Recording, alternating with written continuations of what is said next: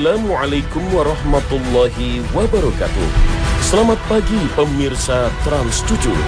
Khazanah Ensiklopedia Islam Dunia pagi ini kembali hadir ke hadapan Anda untuk berbagi informasi Islami. Semoga menginspirasi dan menjadi motivasi aktivitas Anda hari ini. 213 Hadis riwayat Tirmizi, Abu Daud, Ibnu Majah, dan Ibnu Hibban. Jika haji adalah Arafah, seakan-akan haji hanyalah wukuf di Arafah, padahal masih ada rukun haji lain. Mengapa demikian? Menjelaskan maksud sabda Nabi, haji adalah Arafah, Syekh Is bin Abdus Salam menjelaskan, maksudnya haji hanya diperoleh dengan wukuf di Arafah. Artinya, barang siapa masih sempat wukuf di Arafah pada malam Muzdalifah sebelum terbit fajar subuh, maka telah mendapatkan haji dan tidak kehilangan hajinya. Oleh karena itu, dia harus menyempurnakan ibadah hajinya setelah itu. Hadis haji adalah Arafah menunjukkan bahwa barang siapa tidak sempat wukuf di Arafah sebelum fajar subuh pada hari raya Kurban, maka hajinya tidak sah. Bila seorang jamaah haji tidak sempat wukuf di Arafah, maka dia harus mengubah niat hajinya menjadi umrah, lalu tahallul. Maka dia pun harus menggantikan hajinya pada musim haji mendatang. Dengan demikian, wukuf di Padang Arafah merupakan ritual terpenting yang harus dilakukan oleh setiap jamaah haji sebagai puncak dari ritual ibadah haji. Sebab tidak sah ibadah haji apabila rukun haji ini tidak dilakukan. Wukuf di Padang Arafah tidak bisa digantikan dengan apapun. Tidak ada tebusan seperti menyembelih hewan atau yang disebut dengan dam. Maka dalam kondisi apapun wukuf di Arafah harus dilakukan, termasuk jika sakit. Bahkan sakit keras pun harus dibawa dengan ambulan ke Padang Arafah untuk melakukan wukuf. Bahkan apabila ia meninggal dunia sebelum sempat melaksanakan wukuf di Padang Arafah ini, maka hajinya belum sah. Jika atau diwakilkan hajinya pada orang lain. Nabi dengan tegas telah menyebut bahwa haji adalah Arafah karena semua orang Arab saat itu mengetahui tentang praktek haji orang-orang Quraisy pada masa jahiliyah. Mereka tidak mau berwukuf di Arafah, tapi cukup di Muzdalifah. Mereka itulah kelompok yang disebut Humus, kelompok Quraisy jahiliyah yang telah menyelewengkan syariat haji yang telah diajarkan Nabi Ibrahim alaihissalam. Hal inilah yang diceritakan Ummul Mukminin Aisyah radhiyallahu anha kepada kita. Kaum Quraisy itu tidak mau berwukuf di Arafah karena menganggap diri mereka penduduk haram, sehingga tak perlu bertolak dari tempat orang banyak bertolak, yaitu Arafah. Maka dari itu Jubair bin Mut'im sebelum memeluk Islam begitu heran melihat Nabi SAW melakukan wukuf di Arafah, padahal beliau berasal dari suku Quraisy yang termasuk golongan Humus. Saat itu Jubair bin Mut'im radhiyallahu anhu kehilangan unta, lalu mencarinya pada hari Arafah. Begitu sampai di Padang Arafah, dia heran melihat Rasulullah SAW melakukan wukuf di Arafah bersama orang banyak. Dia pun berkata, dia kan salah seorang dari kelompok Humus. Ada urusan apa dia berada di sini? Setelah masuk Islam, Jubair bin Mut'im baru tahu bahwa amalan beliau saat itu berdasarkan perintah dari Allah. Dulu orang Quraisy menghormati tanah haram secara berlebihan. Mereka tidak keluar dari tanah haram pada malam hari Arafah dengan alasan bahwa mereka adalah putra-putra tanah haram dan penghuni rumah Allah. Mereka tidak wukuf di Arafah, padahal tahu bahwa wukuf di Arafah termasuk salah satu ritual Nabi Ibrahim alaihissalam. Mereka beranggapan jika mereka tidak menghormati tanah suci mereka sendiri, maka orang lain akan lebih merendahkan tanah suci mereka itu. Selain itu, orang-orang Quraisy yang disebut kelompok Humus itu, mereka juga tidak mau masuk rumah yang terbuat dari bulu dan tidak berteduh di rumah, kecuali yang terbuat dari kulit yang sudah disamak. Kelompok ini melarang para jamaah haji dan umrah yang sedang ihram di tanah suci untuk makan makanan kecuali makanan kaum Quraisy. Melarang mereka untuk bertawaf kecuali dengan pakaian dari orang Quraisy. Jika orang-orang yang bertawaf dari penduduk luar Makkah tidak mendapatkan pakaian Quraisy atau salah satu dari orang Humus, maka mereka harus menanggalkan semua pakaian dan bertawaf dalam keadaan telanjang. Tradisi itu terus berlanjut hingga Allah mengutus Nabi Muhammad SAW.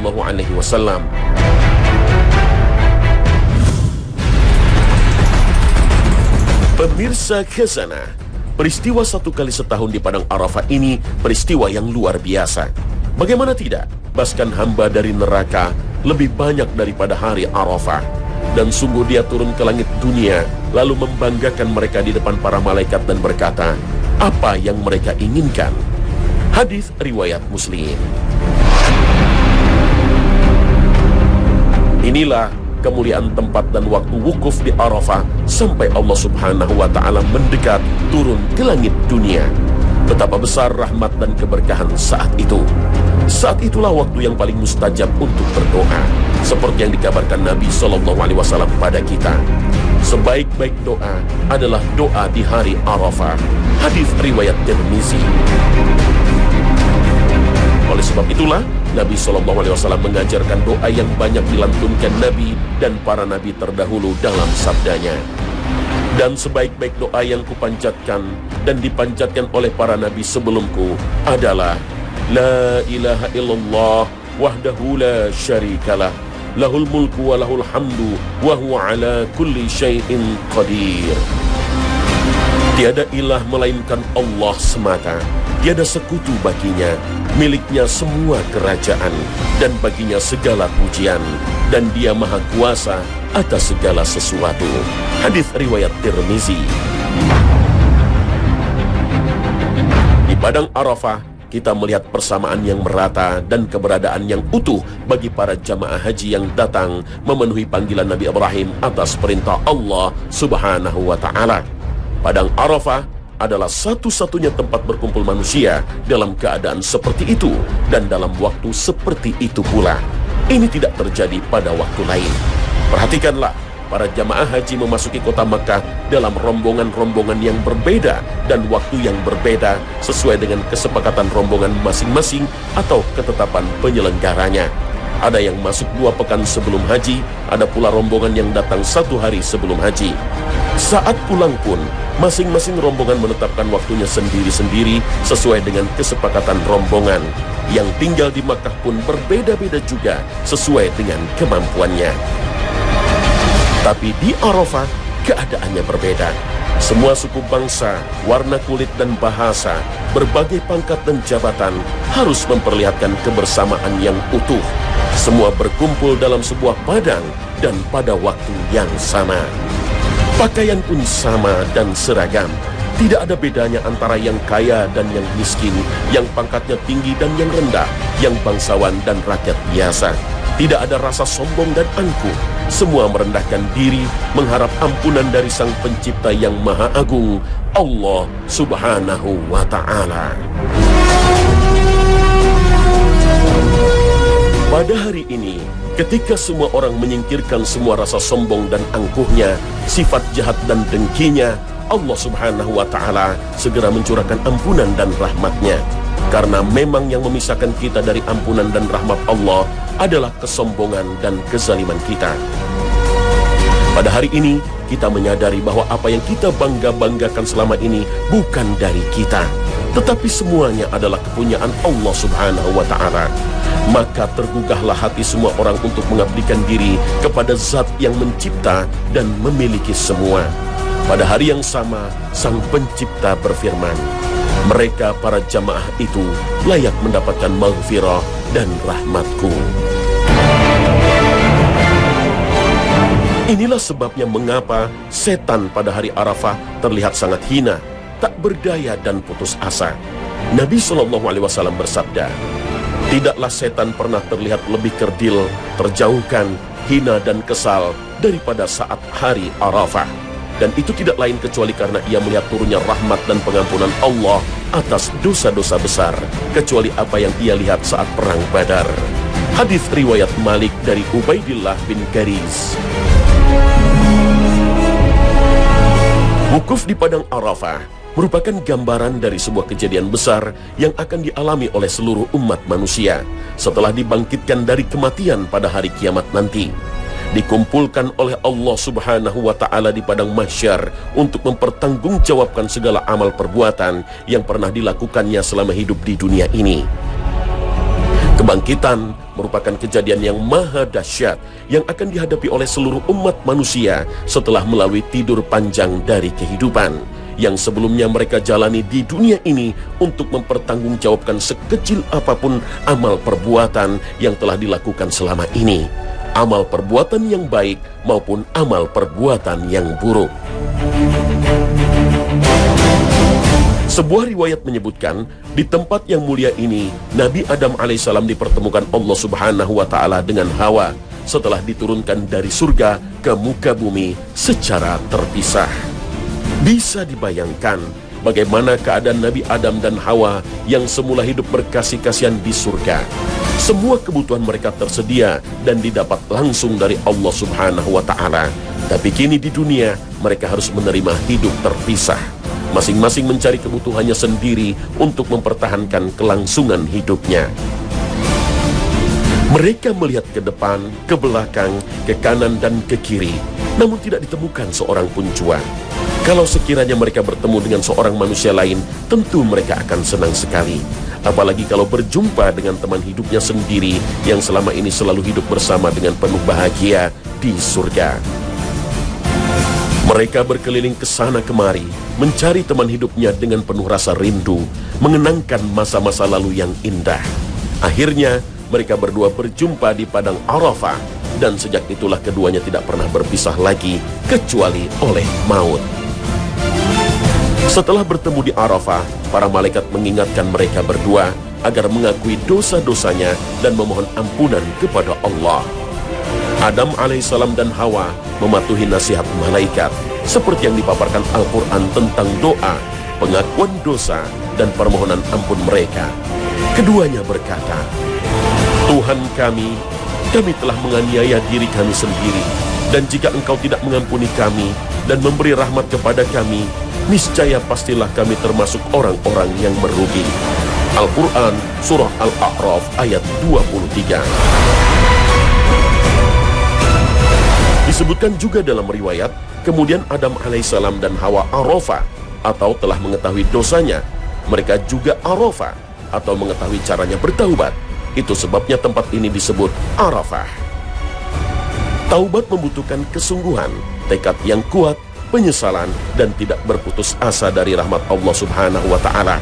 Itulah yang dilakukan oleh Nabi Adam alaihissalam sampai beliau memperoleh ampunan dari Allah subhanahu wa ta'ala. Wukuf adalah gambaran dari sebuah ritual perenungan dan tafakkur dalam usaha pencarian kebenaran, hidayah, ampunan, dan lebih dekat mengenal Allah subhanahu wa ta'ala. Wukuf adalah introspeksi kejiwaan dan ruhaniah dalam perjalanan mengenal diri yang pada akhirnya akan mengantarkan kita mampu mengenal Allah subhanahu wa ta'ala. Hidup ini seperti sebuah perjalanan. Terkadang kita perlu berhenti sejenak dari perjalanan ini untuk melakukan introspeksi, evaluasi terhadap perjalanan yang telah kita lalui ini. Apakah perjalanan hidup kita sudah sesuai dengan tuntunan dan tujuan penciptaan kita? Jika jawabannya adalah belum, maka segeralah lakukan koreksi dan kembali kepada hakikat yang sejati. Sebab tidaklah kita ini diciptakan sia-sia.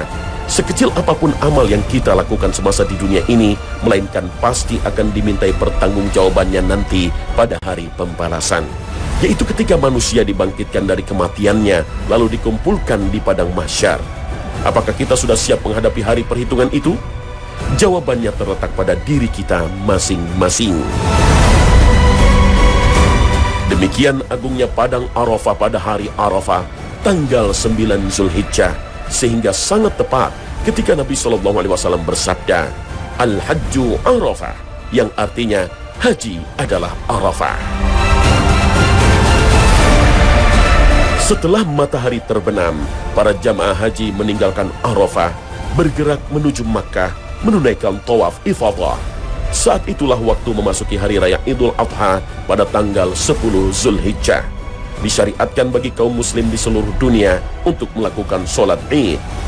Lalu seperti apa tuntunan Nabi SAW dalam sholat Idul Adha?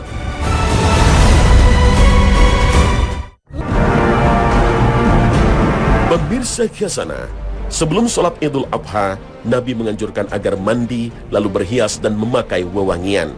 Hal ini berdasarkan riwayat dari Ibnu Abbas bahwa pada suatu saat di hari Jumat, Nabi SAW bersabda, Sesungguhnya hari ini adalah hari raya yang Allah jadikan untuk kaum muslimin.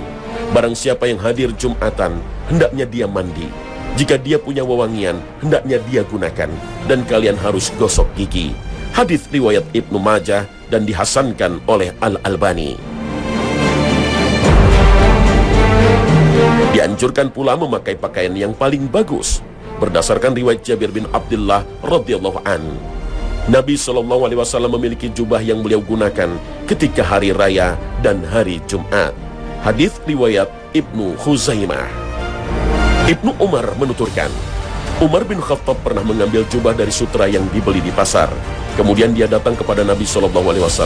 Ya Rasulullah, saya membeli ini sehingga engkau bisa berhias dengannya ketika hari raya dan ketika menyambut tamu. Namun Nabi SAW menolaknya karena baju itu terbuat dari sutra. Hadis riwayat Bukhari, Muslim, dan An-Nasa'i. Sebelum sholat, dianjurkan tidak makan sampai pulang dari sholat Idul Adha. Inilah kebiasaan Nabi SAW, sebagaimana disebutkan sahabat Buraidah.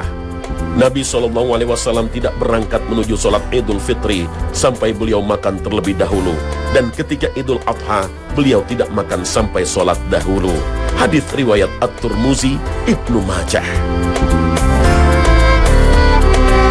Dianjurkan pula berangkat dan pulang sholat Idul Adha dengan mengambil jalan yang berbeda.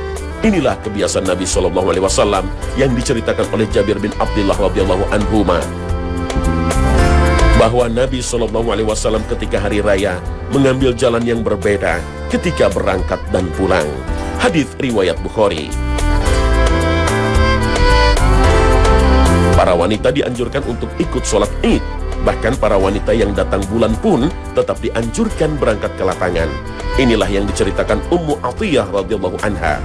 Rasulullah SAW memerintahkan kami untuk mengajak keluar gadis yang baru balik, gadis-gadis pingitan, dan orang-orang haid untuk menghadiri sholat Idul Fitri dan Idul Adha. Saya bertanya, ya Rasulullah, ada yang tidak memiliki jilbab? Nabi SAW bersabda, hendaknya saudarinya meminjamkan jilbabnya. Hadis riwayat Bukhari dan Muslim. Ummu Atiyah mengatakan, hendaknya para wanita berjalan di belakang laki-laki dan bertakbir bersama mereka. Hadis riwayat Muslim. Yang perlu menjadi perhatian bahwa bagi kaum muslim sholat Id di lapangan terbuka tidak ada sholat sunnah qabliyah dan ba'diyah. Seperti itulah yang dilakukan Nabi SAW sebagaimana disebutkan dalam riwayat Bukhari. Akan tetapi dibolehkan untuk melaksanakan sholat sunnah setelah tiba di rumah. Adapun orang yang sholat Id di masjid tetap disyariatkan untuk melaksanakan sholat tahiyatul masjid, mengingat sabda Nabi SAW, apabila kalian masuk masjid maka jangan duduk sampai sholat 2 rakaat. Semoga kita selalu menjalankan pesan dan wasiat Nabi SAW. Amin ya rabbal alamin. Pemirsa Khazanah, sampai di sini akhir perjumpaan kita pagi ini. Terima kasih atas perhatian Anda.